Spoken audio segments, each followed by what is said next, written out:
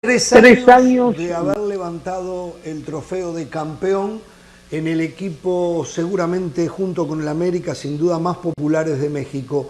¿Qué recuerdos tienes de aquello? ¿Todavía, por ejemplo, hoy te has contactado con alguno de tus compañeros de entonces, con Alanís, con Salcedo, con aquellos que estuvieron en la consagración para recordar la misma? Sí, mira, con Salcedo no me tocó, Salcido sí, Salcedo... Con Salcido. Sí. Ajá. Pero por ejemplo hace rato estuve platicando con el Cone Brizuela, con Alan Pulido, y hoy en día pues ya sabes que las redes sociales han crecido muchísimo, entonces se suben recuerdos, se suben fotos, nos empezamos a escribir, no, ¿te acuerdas de aquel día? Y todos coincidimos que es un día muy especial para nosotros y para toda la afición de Chivas para la institución, por lo que representó ese torneo, el doblete, porque fuimos campeones de Copa y luego fuimos campeones de Liga en ese torneo, por lo que representó el grupo que llevábamos. Te soy honesto, era un grupo espectacular, un grupo muy unido, algo que muy trillado luego lo escuchan nosotros es que decíamos que era una familia, pero la realidad es que sí era una familia porque nos defendíamos como tal. Y sí, siempre recordar este día es muy especial, la verdad es muy especial porque es un triunfo que yo creo que hoy en día muchos jugadores que están en Chivas anhelan poder salir campeón con esa institución. Yo cuando llego a Chivas siempre soñaba con poder salir campeón, y yo me acuerdo que yo le decía a Omar Bravo, digo, no, es que debe ser impresionante salir campeón con Chivas. Me dice, no tienes idea lo que es, porque a él le tocó que la última había sido en el 2006. Claro. Entonces, siempre soñaba con eso, y bueno, el día que se logra cumplir, te puedo decir que ha sido de los días más felices de mi carrera. Era un momento que siempre soñé, y cada que pasa esta fecha, pues la misma afición te lo recuerda, te suben fotos, te empiezan a felicitar por redes sociales y a darte las gracias por haber sido parte de esa historia, y bueno, al final del día uno se acuerda de todas esas cosas bonitas, y claro que lo disfrutas, vuelves a revivir esos momentos. Bueno, tengo muchas más preguntas, pero tenemos a Hernán Pereira, a la señora Carolina de las Alas y a Diego Cora que también quieren interpelarte un poco. Adelante, Hernán. En el saludo, Jair, ¿qué pasó con ese equipo? Yo sé que es una pregunta más para los directivos, pero ¿qué crees tú? Cuando uno encuentra que de aquellos 18 jugadores que enfrentaron a Tigres, y me refiero a los 11 titulares más los 7 suplentes, solo habían quedado 4 en el actual equipo. 4 futbolistas, o sea, 14 han ido por diferentes caminos. ¿Por qué tú crees que llegan a la gloria y después terminan desarmando el equipo? Pues quizás es por tema de negocio, quizás sea porque ellos veían o ellos creían o dejaron de confiar más bien en el jugador que estaba en ese momento. Muchas veces todos nos preguntamos eso, ¿por qué? Y todo al final del día habríamos dicho, si hubiéramos estado esos mismos todavía otros 2, 3 torneos, otro año y medio, no sé, o sea, algo importante se pudo haber hecho. Pero sí, sin lugar a duda, después de ese torneo se empezó a desarmar el equipo, empezamos a tener bajas de algunos jugadores, y ya no empezó a ser lo mismo. La realidad es que sabemos que cada torneo siempre tienes que reforzar ciertas áreas, que siempre es necesario poderle dar también una renovación de tu plantel, y nosotros lo veíamos así, quizá apoyarnos, pero teníamos un equipo bastante bueno, una base, y al final del día, como lo mencionas, la gente de pantalón largo es la que te podrá quizá responder más esa pregunta. El sentir uno como jugador era que le hubiera gustado permanecer más tiempo al lado de ese grupo que nos tocaron ganar 5 títulos, bueno, no de liga, pero fueron 5 campeonatos, fueron 2 copas, una supercopa, una Conca Champions y la liga.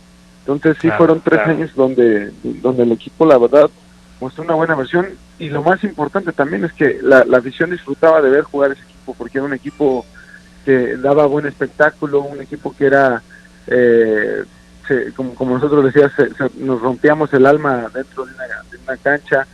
Era un equipo muy agresivo, la verdad que tenía un buen fútbol, y la afición se empezó a identificar con esas Chivas. Entonces sí, se extraña ese grupo, y bueno, a la pregunta que tú me decías, yo creo que la gente de arriba era la responsable, era saber quién continuaba o quién no continuaba en el club.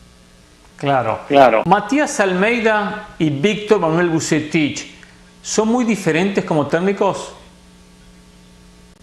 Son diferentes en sus esquemas, pero hay una cosa que para mí las identifica mucho, que es que primero, antes de ser entrenadores, son personas. Entonces, eso el jugador lo aprecia muchísimo cuando te tratan como gente, cuando te tratan realmente como una persona. Uno lo valora mucho, uno lo valora porque se preocupan por ti, se preocupan por tu familia, se preocupan por cómo estés tú en el día a día. Entonces se convierten en amigos del jugador, y eso es bien importante cuando un equipo cuando un entrenador te da esa confianza, hace que el jugador saque la mejor versión de sí. Cuando un jugador se siente con esa confianza y un respaldo total tanto del equipo como del entrenador, el jugador empieza a hacer cosas que hasta uno mismo se sorprende de tan suelto que te sientes. Entonces, esa pregunta me la habían hecho y precisamente le respondo lo mismo. Yo creo que lejos de una diferencia, yo les veo una cualidad y una virtud que tienen ellos dos. Son muy buenos para manejar al grupo, saben hablar de manera frontal, confrontan al jugador cuando lo tienen que confrontar, y son muy directos para hablar con cada uno de los jugadores, no se andan con rodeos y son muy directos. Entonces, cuando tú tienes un entrenador así que va de frente contigo y te dice las cosas como son, uno como jugador lo agradece mucho.